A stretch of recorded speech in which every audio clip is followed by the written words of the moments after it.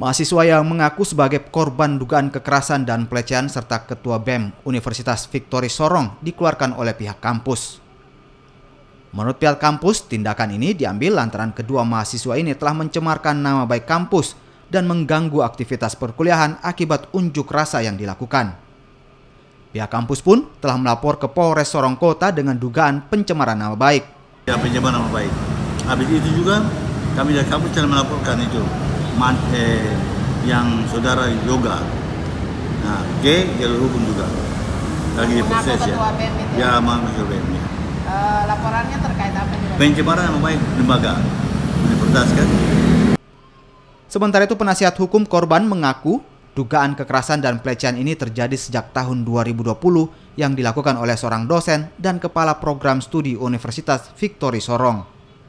Universitas Victory dengan jabatan sebagai dekan Fakultas Ilmu Komputer kalau tidak salah itu yang berinisial MM itu telah melakukan pelecehan seksual dengan kekerasan dengan cara kalau tidak bagaimana tidak mau menuruti keinginan saya, maka yang bersangkutan tidak akan diberikan nilai dan teman-temannya.